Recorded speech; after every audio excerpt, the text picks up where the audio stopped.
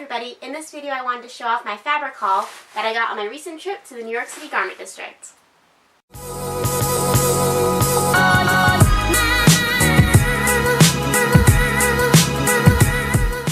Last week I had the opportunity to visit the New York City Garment District. My sister lives in New York City, so I went to visit her and she promised me I could spend all day in the garment district, so that's what I did.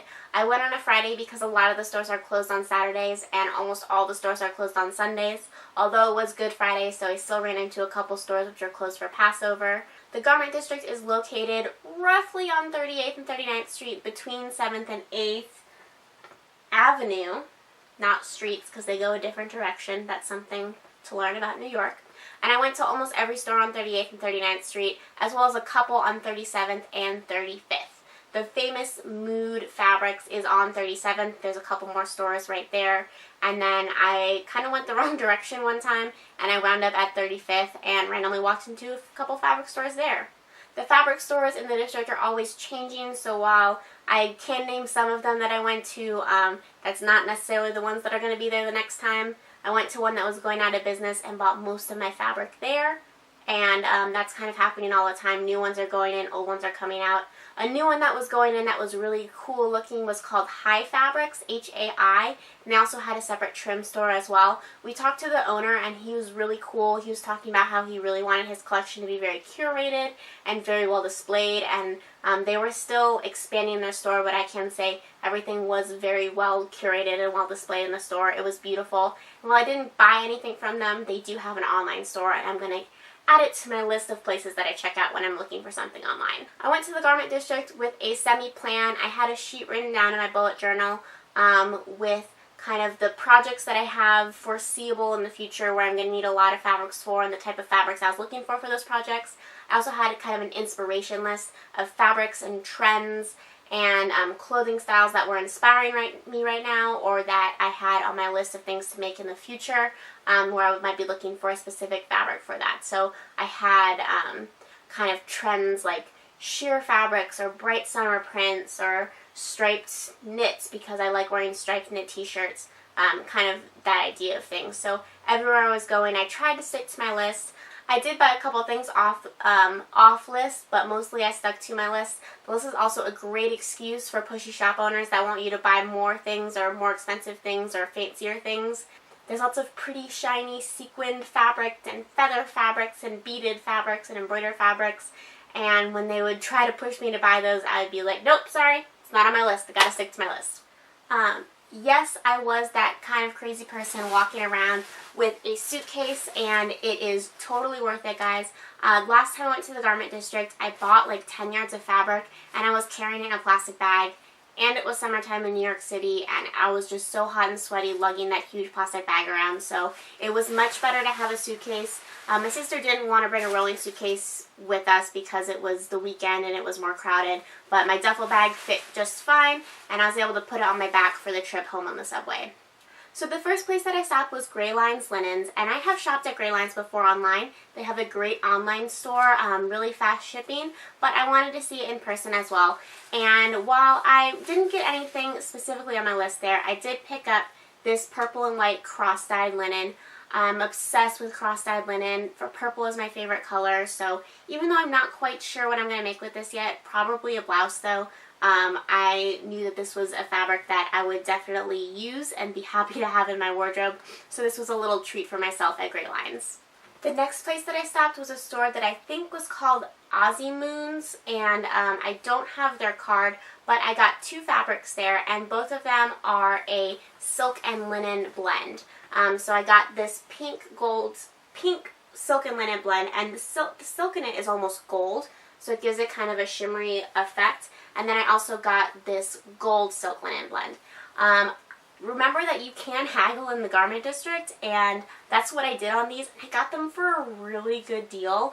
I only paid about $11 a yard on these. I did agree to take the rest of the bolts of this pink one, although there wasn't much left. And then I got the gold one as well, but I wish I had gotten more. I just washed up the pink one, and I haven't washed the gold one yet. So you can see kind of how stiff the gold one is.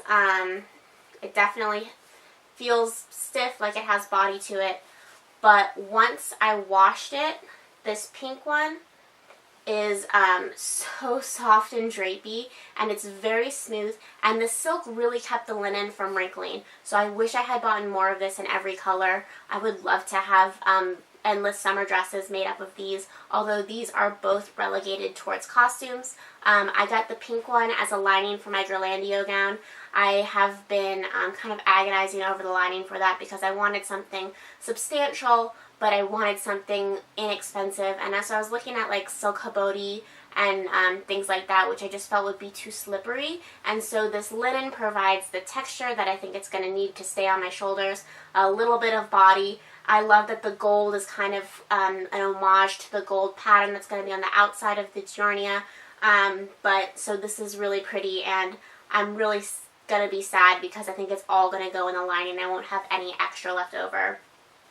This gold is for another project I'll have coming up at the end of the year. I'm going to be working on a cranite gown, and in that cranite gown, all the puffs on the sleeves and in the front makes it look like she's wearing a gold chemise, and so I'll be using this gold silk and linen for that, and I'm really excited about it because just how the pink washed up, it's so soft and smooth, and it's just beautiful, and I might make my sister go back to see if we can convince them to let us pay the same price that we paid for the first time around, but I really want more colors of this stuff. After that, I stopped in a store that was having a sale on some wool, and this is kind of my most boring purchase. It's just some black wool. It's textural, but a little bit see-through, but it's on the thicker and stiffer side. I'm planning on one day making my boyfriend a set of Renaissance fair clothes, and the black wool is just going to be for his pants. The plan for his costume will be to make it lower class to start with, and then if he decides that he wants to do higher class portrayals, then we can add trim and things to it to get it to that higher class level. That way it's going to be pretty simple for me. The breeches obviously will be the same for both, and we'll be doing something like adding trim on them to make them look like an upper class.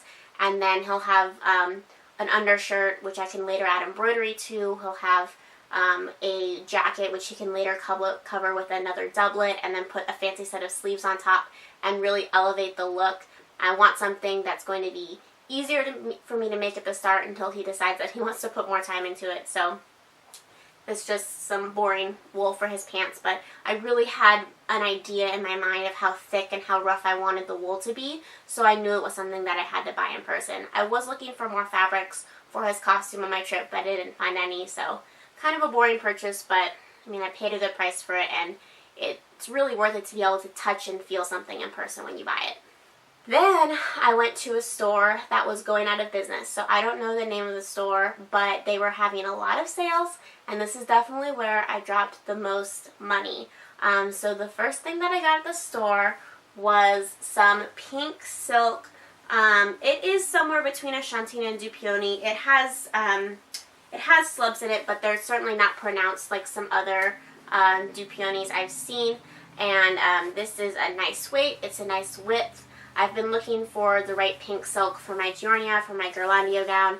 I was going to dye it, but I was going to be dyeing 44-inch wide material, and I wanted it to be wider.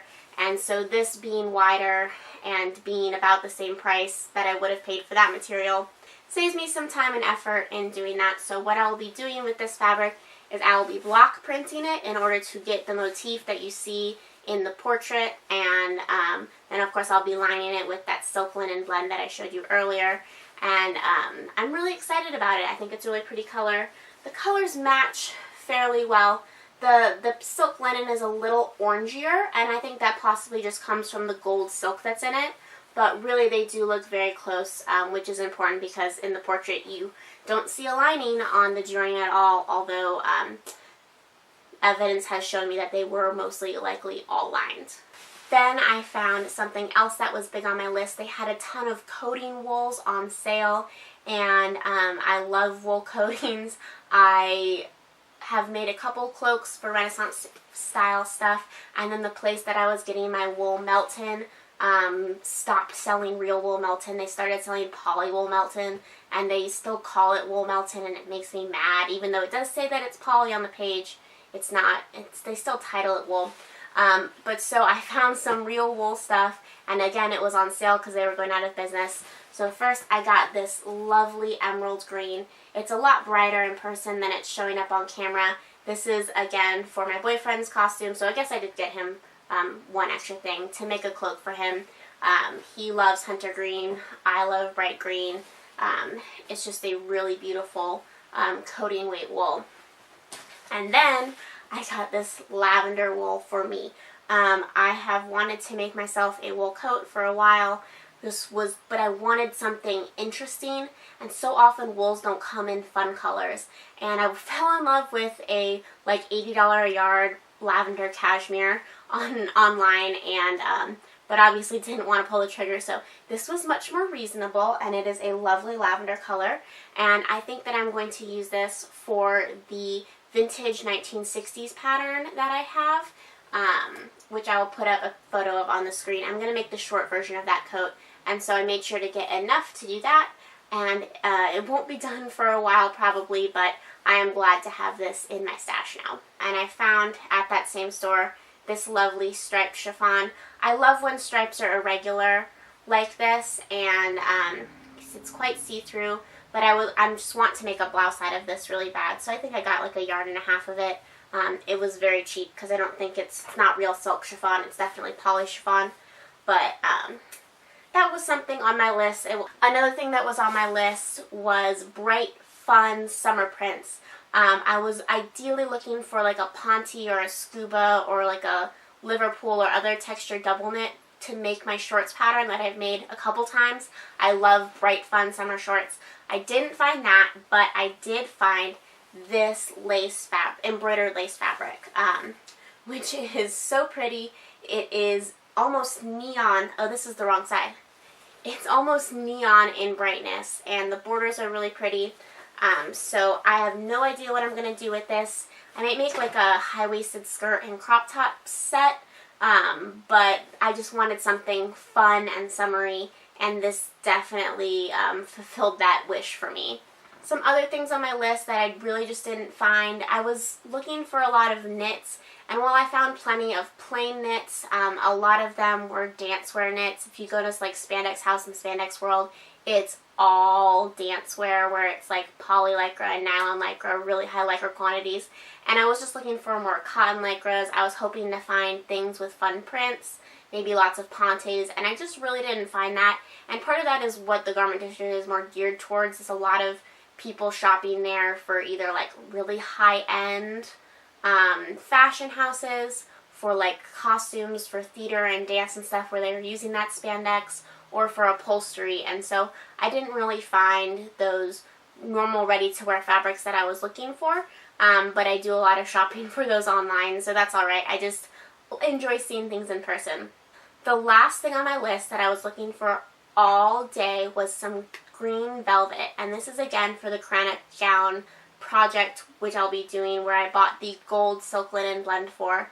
And I was ideally looking for a cellulosic fiber, so like a cotton velvet or a rayon velvet. I wanted it to be substantial, but I also wanted it to be drapey, and I wanted it to be the perfect shade of like jewel tone green. This was a tall order. A lot of cotton velvets were too stiff. They didn't come in the right color. The piles were really short and I didn't like them. Or there were like a lot of poly velvets or nylon velvets that were too thin and too drapey. Of course, there was tons of stretch velvet that I found, but I didn't want stretch velvet. And finally, as I was walking back to meet my sister, we were going to go into Mood, which I'll talk about in a little bit.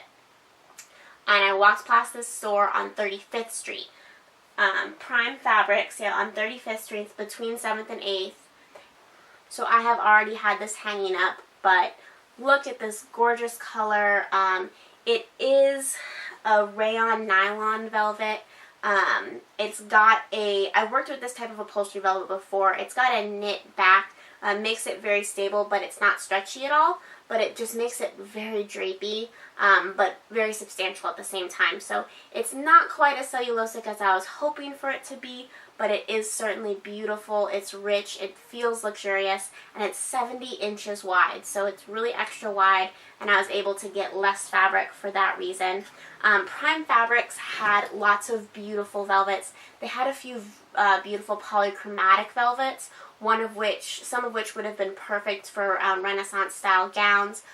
Italy especially used a lot of polychromatic velvets, and one of them, it had purple in it, so I wouldn't have been allowed to wear it at the Renaissance Festival, but it was so beautiful, and I was like, almost like, I don't even know what I'm going to use this for, I just need it. The last place that I stopped at was Mood Fabrics, just because you kind of have to go to Mood Fabrics. Huge, it's crazy, there's so many people in there, there's so many fabrics in there.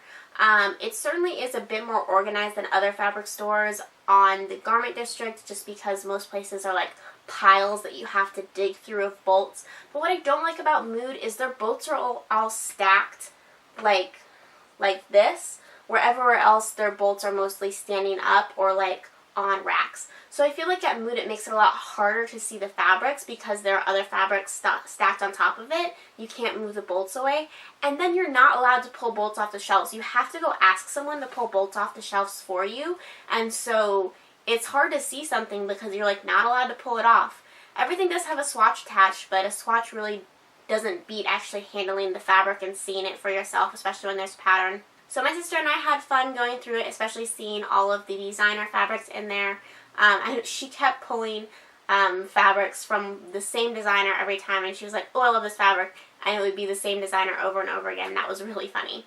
So I just wanted to share with you guys some general tips about visiting the garment district if you haven't done it before. Like I mentioned earlier, bring a suitcase, even if it's just a duffel bag, something to hold everything together. If you can get something with wheels, even like a little special travel cart, do that, or something that can go on your back. Make sure that you wear good shoes, guys, and I can't stress this enough. I have chronic foot pain due to two of the bones in my foot rubbing on each other. That injury occurred last time I was in New York City. I walked around for 2 days wearing flat Target sandals because it was the summertime and I was hot and the sandals were cute, and it has messed my foot up for the rest of my life, and the only way that I'll be able to fix the issue is with surgery. So this time I went, I wore sneakers. They're not cute, they're not fashionable, but I was wearing my sneakers, which are from Vionic, which is an orthotic shoe brand. They have the highest arch support, which I really need because I have very high arches, and I think that was what happened last time. My arch dropped, and that misaligned the bones of my foot, and even though my arch has returned to normal, the rest of my foot hasn't. So please wear good shoes if you're going there. I walked around all day, and I wasn't wearing my Fitbit, so I don't know how many steps I did. My feet were very sore, like they are when you stand in them all day, but I only experienced the smallest amount of foot pain, which I normally feel in the ball of my foot, so it was a success overall. Afterwards, we went to get pedicures, which really helped alleviate the soreness. We went to a place called QQ Nails in Chelsea, which is nowhere near the garment district, but it was, my sister had to go to something for her job, and it was by there, so she kind of dropped me off there. And they gave foot massages. They had a special going on where it was the same price for an hour or 30 minutes, so I was like, heck, let's do an hour. So I got a foot massage for an hour. They did do my neck and shoulders for like 15 minutes first while they soaked my feet, but it was awesome. Shout out to Andy. He did a great job. And so that was just the perfect end to the day of all day walking with my feet really sore to get a foot massage at the end of it. And I highly recommend it. There's lots of cheap places to get foot massages and pedicures in the city. Thanks so much for watching, guys. I really hope that you enjoyed this video. I hope that you have the opportunity to make it out to the New York Garment District at least once in your life. It's definitely worth the trip in terms of the volume of fabric. I live in a very rural area, so I do the majority of my fabric shopping online, and it really is invaluable sometimes to feel something in your hands and really look at it and shake it and see the drape. So that's why it was so valuable to me, as well as sometimes you can get a pretty good steal. Make sure that you follow me on Instagram so that you can see all of the updates for these projects as I eventually make them, and also subscribe to this channel for more sewing related content like this. Thanks!